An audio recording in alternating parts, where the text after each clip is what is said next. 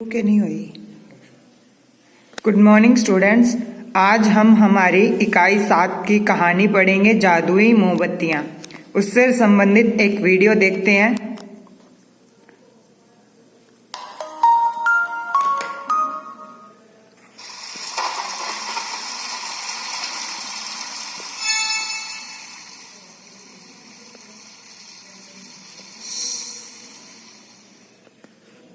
जादुई मोमबत्तियां भाग 1।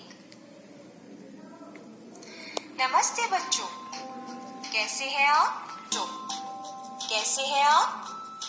बच्चों, जीवन में सफलता और सुख पाने के लिए हम में आशा, आत्मविश्वास, प्रेम और मेहनत जैसे गुण होने चाहिए, क्योंकि यह हमें सकारात्मक रखते हैं। आज हम एक कहानी के माध्यम से इसे समझेंगे। आइए शुरू करते हैं कहानी जादुई मोमबत्तियां भाग 1। हीरा एक छोटे से गांव में रहता था। उसके गांव के पास से होकर एक बड़ी सी नदी बहती थी। बरसात के मौसम में उस नदी में बाढ़ आ जाती थी, जिससे गांव वालों का बहुत नुकसान होता था। इसके विपरीत गर्मियों के मौसम में नदी का पानी सूख जाता था, जिससे गांव के लोगों के साथ साथ उनके पशुओं को भी पानी की समस्या का सामना करना पड़ता था। हीरा बचपन से ही गांव को इन समस्याओं से छुटकारा दिलाना चाहता था। वह इसके बारे में सभी से बातचीत करता, पर कोई समाधान नहीं निकाल पाता। इस तरह कुछ साल बीत गए। अब हीरा बड़ा हो गया था। उसके माता पिता उसका विवाह करवाना चाहते थे, लेकिन वह सबसे पहले गांव की समस्या को दूर करना चाहता था। उसने अपने माता पिता से अपने मन की बात कही और नदी की समस्या के समाधान का विकल्प खोजने के लिए निकल पड़ा। कुछ दूर जाने के बाद वह एक जंगल में पहुंचा। जंगल बहुत बड़ा और घना था। वह चलते चलते थक चुका था, इसलिए एक पेड़ की छांव में बैठ गया। उसने अपने झोले से खाने का डिब्बा निकाला, लेकिन उसमें तो केवल एक ही रोटी बची थी। उसने मन में सोचा, अगर मैं अभी इसे खा लूंगा तो पूरी रात भूखा ही सोना पड़ेगा, इसलिए अभी थोड़ी देर आराम कर लेता हूँ, उठकर रोटी खाऊंगा।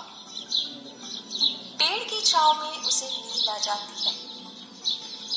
जब उसकी नींद खुली तो उसके सामने एक बूढ़ी महिला खड़ी थी। वह हीरा से पीने का पानी और भोजन मांग रही थी।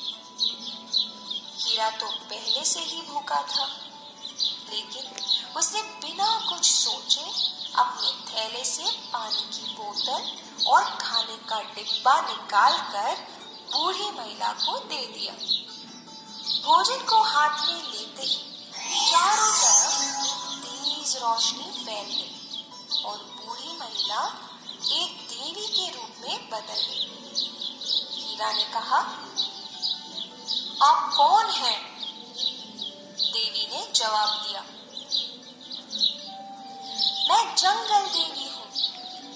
आपने बिना कुछ सोचे मेरी मदद की। मैं आपसे बहुत खुश हूँ। बताओ, मैं आपकी मदद कैसे करूँ? हीरा ने नदी की समस्या के बारे में बताया। जंगल देवी ने हीरा को 4 मोमबत्तियां दी और कहा, जब तुम किसी परेशानी में हो तब इन मोमबत्तियों को जला लेना। ये तुम्हारी परेशानी का हल बताएंगी। हीरा ने जंगल देवी का धन्यवाद किया और अपने गांव लौट आया। घर पहुंचकर उसने पहली मोमबत्ती जलाई। मोमबत्ती से आवाज आई, मैं मेहनत हूँ, बताओ मैं तुम्हारी क्या मदद करूं? हीरा ने कहा, मेरे गांव के पास की नदी से हमारे गांव के लोग बहुत परेशान हैं।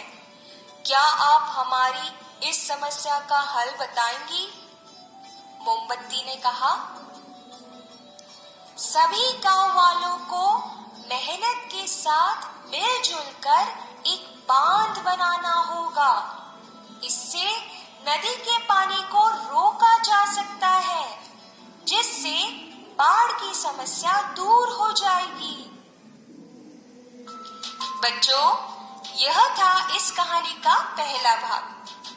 आगे की कहानी हम जादुई मोमबत्तियां भाग 2 में देखेंगे।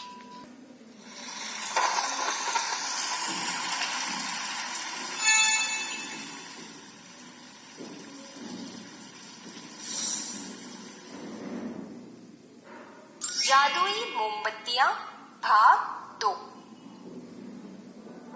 नमस्ते बच्चों, आइए अब हम जादुई मोमबत्तियां कहानी का भाग 2 देखते हैं। मेहनत की मोमबत्ती की बात सुनकर सभी गांव वालों ने एक बांध बनाना शुरू किया। बांध बनने के कुछ दिन बाद ही बरसात का महीना शुरू हुआ और हर बार की तरह इस बार भी खूब बारिश हुई, पर बांध के कारण गांव को थोड़ा भी नुकसान नहीं हुआ। यह देखकर गांव वाले बड़े खुश हुए। कुछ दिन बीतने के बाद गर्मियों का मौसम शुरू हुआ। अब गांव में सूखे की समस्या होने लगी। एक बार फिर हीरा ने मोमबत्ती को जलाया। मोमबत्ती से आवाज आई, मैं आत्मविश्वास हूँ, बताओ मैं आपकी मदद कैसे करूं? हीरा ने कहा, मेरे पूरे गांव में सूखा पड़ा है, हमारा अनाज भी समाप्त हो गया है, सभी परेशान हैं, आप हमारी मदद कीजिए। मोमबत्ती ने कहा, आप सभी को एक नहर बनानी होगी और उसे बांध से मिलाना होगा। बांध के पानी से खेतों की सिंचाई करके आपकी समस्या का हल निकल जाएगा। हीरा ने नहर बनाने की बात कही। गांव वालों ने आत्मविश्वास के साथ नहर बनाई और अपने खेतों की सिंचाई करके बीज बोए। लेकिन खेतों में बोए गए बीज बढ़ नहीं रहे थे। सभी गांव वाले काफी निराश हो गए। हीरा का भी मन निराश होने लगा। उसे लगा कि शायद मोमबत्ती की शक्ति अब खत्म हो गई। अब उसने अपने माता पिता के कहने पर तीसरी मोमबत्ती जलाई। यह मोमबत्ती आशा की मोमबत्ती थी। आशा की मोमबत्ती ने कहा, हीरा, आप निराश मत होइए। गांव के खेतों की मिट्टी में पोषक तत्वों की जरूरत है। आप अपने आसपास गोबर और कूड़ा करकट को कुछ दिनों के लिए एक गड्ढे में दबा कर रख दीजिए और जब खाद तैयार हो जाए तो उसे खेतों में डालिए। गांव की समस्या हल हो जाएगी। सभी गांव वालों ने बड़ी आशा के साथ जमीन में गड्ढा करके गोबर और कूड़े को भरकर रखा और कुछ दिनों बाद खाद तैयार हो गई।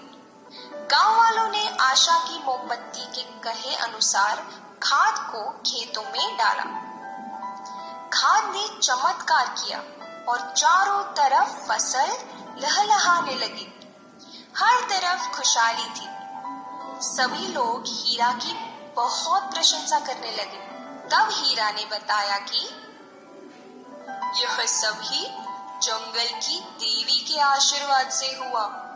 उन्होंने मुझे जादुई मोमबत्तियां दी थी। उनकी सलाह मानकर ही मैंने आप सभी को हर समस्या का हल बताया। यह कहकर हीरा जादुई मोमबत्तियों को लेकर आता है और गांव वालों को दिखाता है। हीरा चारों मोमबत्तियों को जमीन पर रखता है और पहली मोमबत्ती को जलाता है। जलाते ही मोमबत्ती कहती है, मेरा नाम मेहनत है। इसी तरह हीरा दूसरी और तीसरी मोमबत्तियां जलाता है और वे भी अपना नाम बारी बारी से बताती है। दूसरी मोमबत्ती कहती है, मैं आत्मविश्वास हूँ। और तीसरी मोमबत्ती कहती है, मैं आशा हूँ। तभी चौथी मोमबत्ती अपने आप जल उठती है और कहती है, आप सभी की प्रेम भावना और आपसी भाईचारे को देखकर मैं खुद ही जल उठी, क्योंकि मेरा नाम प्रेम है। गांव वाले इस अनोखे जादू को देखकर खुशी और उत्साह से नाचने लगते हैं और हीरा को मन से धन्यवाद देते हैं। बच्चों, है ना कितनी प्रेरक कहानी? यह कहानी हमें मेहनत, आत्मविश्वास, आशा और प्रेम जैसे मानवीय मूल्य सिखाती है। आप भी इसी तरह सीखते रहिए। Happy learning. सो स्टूडेंट्स, हमने इस कहानी से क्या सीखा कि अगर हम में मेहनत, आत्मविश्वास, आशा और प्रेम जैसे गुण होंगे तो हम हर एक समस्या का समाधान कर सकते हैं। तो आपने ये कहानी अपनी पाठ्य पुस्तक से अच्छे से पढ़नी है। धन्यवाद।